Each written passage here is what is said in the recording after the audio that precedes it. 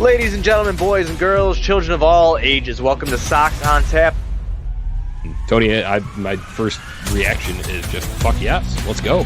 Sox versus the Twins. That's where it all starts. It all starts taking care of business in-house in the Central Division. That's right, I'm a meatball.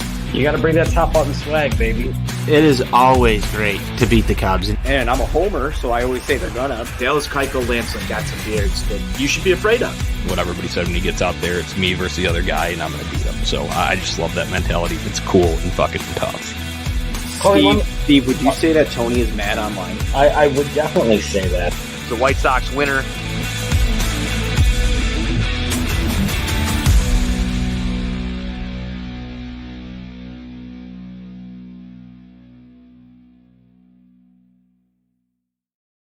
Ladies and gentlemen, boys and girls, children of all ages, welcome to Sox on Tap. I am your boy Buzz, and I'm joined by my dude Tony, a.k.a. Tony on Tap, and we are here to recap the Chicago White Sox home opening victory against the Kansas City Royals. 6-0, man. Goose egg shit. 6-0. Before we do that, be sure you're going to ontapsportsnet.com for all your Chicago sports literature and podcasting needs. Following us on Twitter at Sox on Tap. At On Tap Sportsnet, following Tony at Tony On Tap, following me at Buzz On Tap. Anywhere you can listen to podcasts, you can listen to us, 5-star rating and review, because that's cool and tough.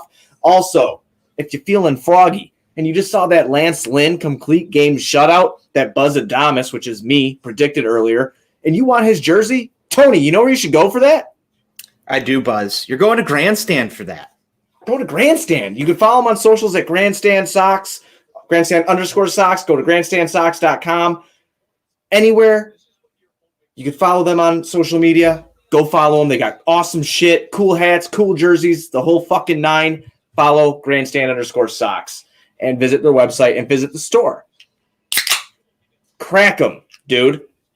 I'm on cloud nine right now. Like that. Like you're amped right now. I am. I'm amped. I'm fucking amped. You are. This is the happiest I've seen you, Buzz, in I don't know how long. Like you're amped. Now I needed it. This was a great victory for the White Sox, I think, and welcome everybody to the show who's tuned in here. We've got a lot of you live. Before we get into some more of this, if you comment, we'll get you up on the board as much as we can here. I'm trying to produce this as well as talk on here, but happy opening day victory to everybody. Buzz, this is the happiest I've seen you, and this makes me feel good. This makes me feel great. I know you and I did not have the opportunity to attend the home opener, but our other two panelists, Johnny and Steve, were at the game tonight, and they had a great time. I saw those guys. They went up to Buffalo Wings and Rings. They hung out there. They drank some beers. Then they went on over to the ballpark. They had a great time. There were some videos out from the Sox on Tap Twitter page today, Buzz, and it was just great having some ballpark presence from the show. Matt Berkland's here. What's going on, Matt? Fear the beard. That's right. Buzz, let's get your initial thoughts from this one.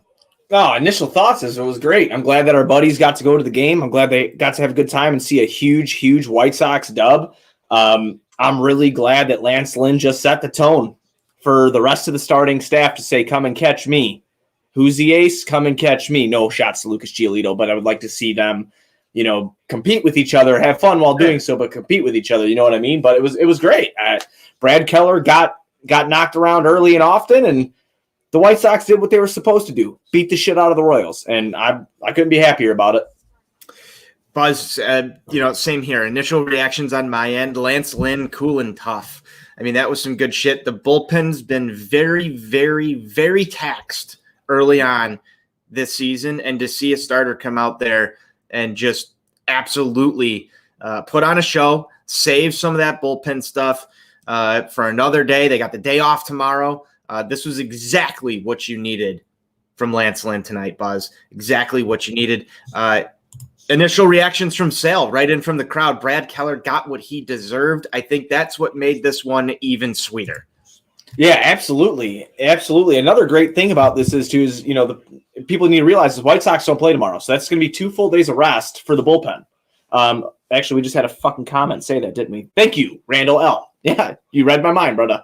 So that's a big thing for the Sox. I mean, getting into this game, starting the game with Lance Lynn, he strikes out the side to start the game in the top of the first. Tony, see my notes? See what I did? took notes there. I took notes. Bottom of the first, Eaton grounds out. Luis Robert strikes out. Abreu hits a double. Makata goes deep to left. Beautiful home run from him. And then, hey, your mean Mercedes cranks one out, 485 feet, 113 miles per hour off the bat. So White Sox get 3 right off the bat in the first inning, Tone. There's not a better start at home that I've seen out of this White Sox team that I can remember. I'm normally absolutely tanked by first pitch on opening day. Not the case this year, unfortunately. We're pulling double duty over here, Buzz. You've got a Bulls show after this. I've got a Hawk show. So by the time people tune into those, I think we might be in a little bit of a different state. But this was the best I've seen them in the first inning at home that I can remember. And that's just how I remember it, Buzz. Yeah, no, I love the way they came out today. I think that, there was a lot of energy around the clubhouse and the team today. Let's be honest, last 24 hours, there's been a lot of scrutiny around them after Tony La Russa had said what he said about Vaughn not being in the core and how he mismanaged a game. It's nice to see the Sox come out, kill the narrative right away, be like, no, if we're going to fuck them up, we're going to win. And that was a good thing to see. So this is my first home opener I haven't been at in fucking years. I can't even tell you the last one I missed. Obviously 2020, but I'm just, like I said, I'm just still on cloud 9 over everything about all this. Top of the second, Tone. 2 pop outs to start the inning. Hunter Dozier comes up, third pop out, 6 up, 6 down for Lance Lynn. Bottom of the second, Nick Williams, my pick to click. He strikes out. Madrigal walks. Danny Mendick, who had a great fucking game. Did anybody pick him to be the pick to click tonight? I don't think we had a Danny Mendick pick to click. I can go back and look at the tape here, but I don't think we had a Danny Mendick pick to click. No, we need to get a stat guy to go check that shit out so you don't have to do it. Yeah, I know. But Mendick singles down the right field line. Madrigal gets to third, okay? Eaton gets like a little blooper off front of his bat, right, rolls right in front of the catcher there. He can't get to it. Eaton gets an infield single. Bases are loaded. Luis Robert sacrifice fly that scores Madrigal. 4-0 Sox. Bottom of the second. Abreu ends up flying out. We had 2 runners stranded, but 4-0 bottom of the second inning. Chicago White Sox. Moving on from that, we get to the bottom of the third.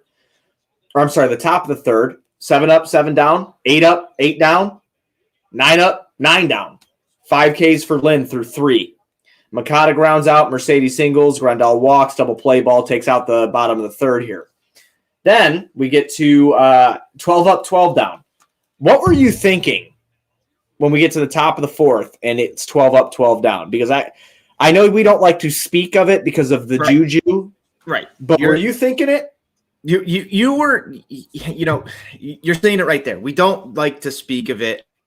I was thinking it a little bit in the back of my mind. I mean, he got something special going on here.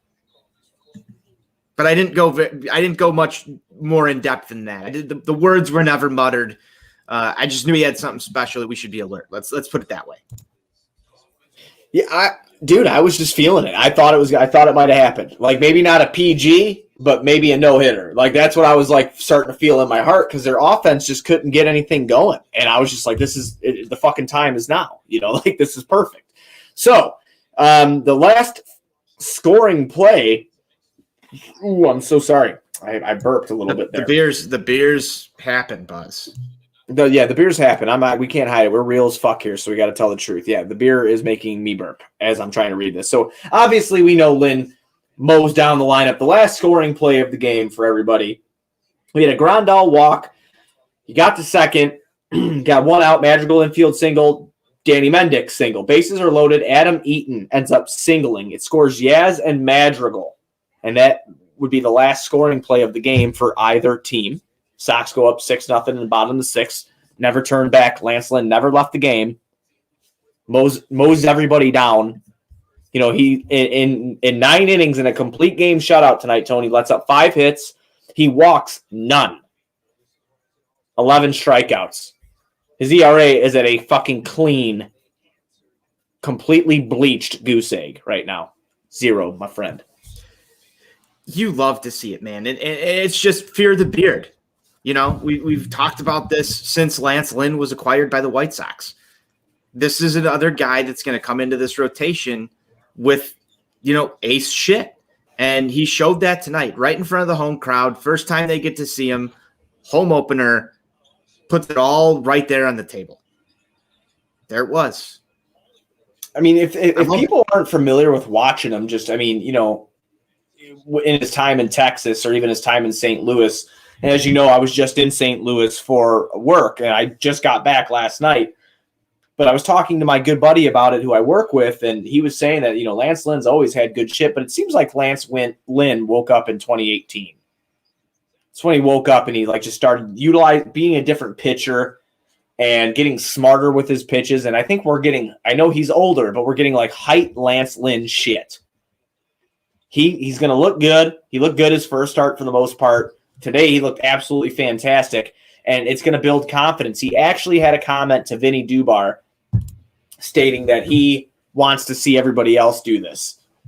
The first 7 games was a trial run. Now they know what they can do. He wants to see everybody else in the pitching staff do it, so go and do it. So that's just a leading quality to me that just fucking hypes me up. It's like, dude, yeah, we need to keep this on. We're hurt right now, so everybody needs to have that edge. Fuck shit up. Let's do it. Yeah, I agree. And I come back. The first thing I want to dissect is, did you call him Vinny Dubar? What did I say? You said Vinny Dubar. I thought it was Vinny Duber. I don't know. It is, the beer's happening. You know what? We're not going to do this right now with you making fun of me with the name pronunciations. All right, I have been. No, drinking. I'm normally the one that fucks up all the pronunciations. Look how red my nose is. Can you see it? Look at my forehead too. That is what's happening to me right now. Yeah, I know what kind of state you're in. What kind of state you're in. But no, I mean, this is what you want to see out of Lance Lynn. You want to see this out of Dallas Keuchel. You want to see this out of Lucas Giolito. I mean, just think, if you get those 3 guys rolling at any point in time in the season, you can have, a 3-game span where your bullpen isn't really touched for anything. And that's going to be the exact opposite of what we've seen so far this season. I know that the first start in LA didn't go exactly as we planned, but you start to roll through teams in this division who you're going to play a bulk of your games against. The Royals, the Tigers, even the Indians to that extent, where if you can get these 3 guys going, you're not going to have to see Matt Foster twice in a series. No, you're absolutely right. You're absolutely right. I mean, it comes down to what Steve was saying on last night's episode with Johnny. We need these guys to go longer than 15 fucking innings. And especially these 3 guys in the front. That needs to happen, on hopefully a consistent basis. Everybody's going to have their struggles where you're going to have to get to the pen early, but you need to keep, these are the guys, they're the forefathers here. They're the front of the line, to protect the bullpen, to protect everything else. They needed, Lance Lynn's start tonight, I hope, sets a tone for everybody. And truth be told, I'm not really worried about Lucas Giolito at all. Dallas Keuchel's a pro's pro. I think he'll be all right. Carlos Rodon, if he can do what he did in his first start, give me that, because I'm all for that. I'm more worried about Dylan Cease than I am anybody on the starting rotation right now. I know it's fucking crazy to say, but I said this in our season preview episode too. He's another guy I'm worried about. That's because I'm a little bit of a fucking Rodon stan. But, that's just kind of where I sit with it. Oh, shit.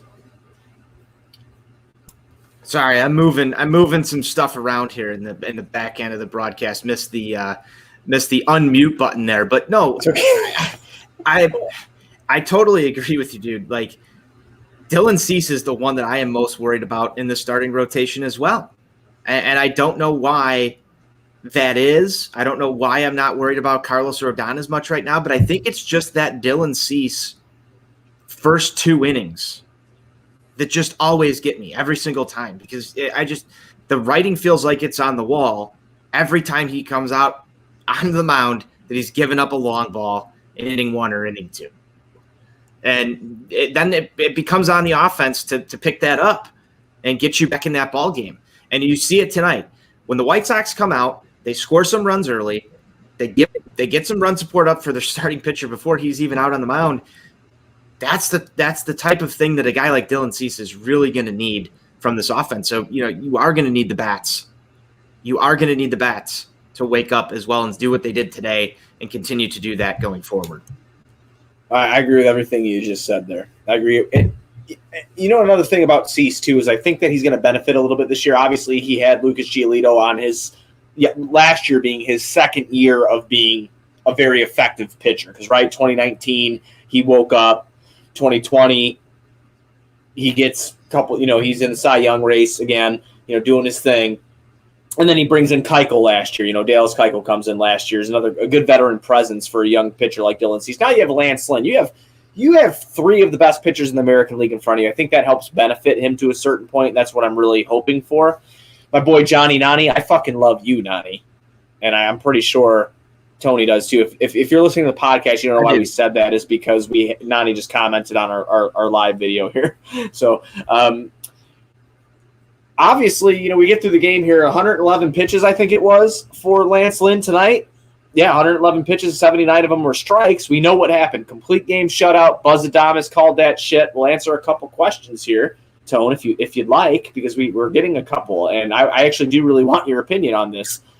Can we discuss Tony's pregame interview about the core and Vaughn benching for fucking Nick Williams? That is from Randall L1. Antoine Randall L was a good football player for a long time. So, Tony, I'm going to start with you on here. What did you think of LaRusse's comments about Andrew Vaughn not being a part of the core? So, it's definitely a concerning thing when, you've got a guy like Andrew Vaughn, who is a top draft pick and looked at as, another one of these guys through the rebuild that's going to be a, top producing prospect with the likes of Luis Robert, Eloy Jimenez the year before, Yohan Moncada the year before that. You kind of thought that Andrew Vaughn, next guy up type thing. I don't know if some of his comments, if you want to really go in and read between the lines, does it have something to do with the fact that, he didn't sign an extension, or is it something along the lines that, he hasn't produced right away, just not trying to, tip it in the scales to say, Andrew Vaughn, what you're doing right now is okay at the major league level. Maybe they still are debating sending him down for a AAA stint. They don't want him to get too comfortable and feel that, hey, I'm part of this core. I deserve to be here. Maybe Tony La Russa wants to make him earn that spot. At this point in the season, he's a few games in. He hasn't really done anything that's all too impressive that jumps off the stat sheet. Yeah, he's had to transition positions and do a bunch of crazy stuff that you wouldn't expect coming into your first big league season. And I think he's kind of handled that with exactly what I would expect anybody in that situation to do. You're kind of floundering there for a little bit. So I don't know exactly what type of context to read that in, Buzz, and it's just kind of one of those things that kind of take it at face value. And right now, is Andrew Vaughn part of the core? Maybe, maybe not. Is it weird? I kind of looked at it in kind of like a teaching moment type thing. And I know this is going to sound weird, so go with me here. And I mean, you could either agree with it or you don't have to agree with it. But Andrew Vaughn has been talked about through the media, even when we were coming up to spring training and even in during spring training, right? That, no, he is the DH. He is the guy. Like, we were hearing that. We're not going to sign anybody because that's the guy. Mm-hmm. So with that being said, complacency, I don't know the kid personally. I don't know if that's what his life is about. Obviously he's in the major leagues. He's a fucking badass baseball player. We know that much. But struggled in his first couple at bats. Did Tony want to put a little bit of, not fear into him, but prove a point like, hey, man, ain't nothing guaranteed here. So exactly. You're being told from the front office, this is your job. Guess who's making the calls on the motherfucking lineup? It's me. So I don't know if that had something to do with it or not. I don't know if it could be what you said with the contract thing and everybody proving a point. I don't know what it could be, but I'm not really too worried about it. Nick Williams went out there. He was my pick to click tonight. That shows you how much I know about baseball. Just kidding. But, it is what it is. I expect Vaughn back in the lineup. He will actually, according to TLR, he'll be in the lineup on Saturday if there's a game fucking played because of the rain. Well, yeah, and that's another thing. Lucky that they got this one in today. There was a little bit of a rain delay to start this one out, Buzz, and the boys were able to enjoy some beers who were down there at the ballpark. Steve, Johnny, everybody else were able to enjoy some beers over at Wings and Rings. Looks like they had a good time, like we mentioned earlier. But it is supposed to rain the rest of the weekend, so. Rain in the forecast tomorrow, obviously no game, rain on Saturday, and a chance of rain on Sunday as well. So stick with it as we go through this one because, we might see a doubleheader Sunday. We might miss one of these games. We'll have to see how Tony La Russa also handles that with the pitching rotation too here, Buzz. So it could get a little bit interesting with the weather. Well, it's a good transition point into Saturday's game. It'll be Mike Minor, who's 1-0 with a 6 ERA. In 6 innings pitch, he's let up 4 hits. He struck out 6, 2 walks, 1 home run. Going up against our own Dylan Cease. 0-0, 5.79 ERA, 4 2/3 innings pitched there, 5 hits, 3 Ks, 3 walks, 1 home run let up. So that'll be the matchup there on Saturday if, again, like Tony said, a game is played. Tony, pick the click Saturday. Who are you going to go with? I really liked Yohan Moncada tonight. He was locked in. I'm going to stay with Moncada here. I know I went Grandal tonight, but I'm gonna say that Yohan Moncada's success is going to transition into Saturday. We're going up against the lefty, I believe, so he's going to be on the right side of the plate. I want to see that right side bat drop. I'm going to go Danny Mendick. Danny Mendick had a fucking great game tonight. I could almost argue he might be the player of the game. He 3 at-bats, 3 hits. He walked once. He played pretty good defense there. Danny Mendick. I'm going to go Danny Mendick. I like Danny Mendick, man. I'm glad that he's on the roster. I think he deserves to be. I think he is a good backup player in case some shit goes wrong. I think that he is a very good serviceable. You move him around the infield pretty decently. So I'm going to go Mendick, and then obviously we will talk to Steve and Johnny about who they want to pick. Shit. You know what, man? It's the first win. We should do some fucking Sox on Tap shout-outs before we ride out into the sunset here. Let's do it. All right, cool. I'm going to shout out 2 people. I'm going to shout out Grandstand Sox because they're fucking awesome. They're in here. They're dropping some cool comments and shit. Again, guys, if you heard me in the beginning of the show and Tony in the beginning of the show, go check out Grandstand_Sox on social media. Go to Grandstand. They have every Chicago sports team there, man. You can go get anything. Hats, jerseys. Check them out. Grandstand's getting a shout out tonight. And I'm also going to shout out our guy, Jordan Miller, because I just love Jordan Miller. And he's all hyped up on this win too. So I want to shout out Jordan Miller. There you go. I'm going to go with Mr. Sale. Our hockey teams are playing each other right now. I believe Dallas just took the lead on my beloved Blackhawks not too long ago. We'll finish this one out. Sale can enjoy this White Sox win with me. I'll cheers to you, Sale. And it's 4-1 right now. Dallas leads the Hawks, and here comes the Blackhawks comeback. So shout out Sale because I'll talk about that one on the Four Feathers post-game show. When that game concludes, Buzz, you will be over on Bulls on Tap tonight as soon as the Bulls conclude their game. It's actually already over, and as soon as I leave this, I'll be hopping in over there to get that going. So, yeah, check out the Bulls on Tap podcast tonight. Check out Four Feathers podcast brought to you by On Tap Sportsnet. And your shout-out was great because I am a big Kim Cheezel fan. I love White Sox Sal. He's a good guy. Yes. Big Sal You're guy. a big Kim Cheezel guy. I am a big Kim Cheezel guy. But I don't really have anything else but to tell everybody to be sure they're going on tapsportsnet.com for all the Chicago sports literature and podcasting needs. Following us on Twitter, again, at Sox on Tap, at On Tap Sportsnet. Following Tony at Tony on Tap. Following me at Buzz on Tap. Anywhere you can listen to podcasts, you can listen to us, 5-star rating and review. Check out Grandstand. And the fucking White Sox just won their home opener 6-0 after a complete game shutout by their third pitcher, who's a motherfucking ace if you don't know. So White Sox forever. White Sox forever.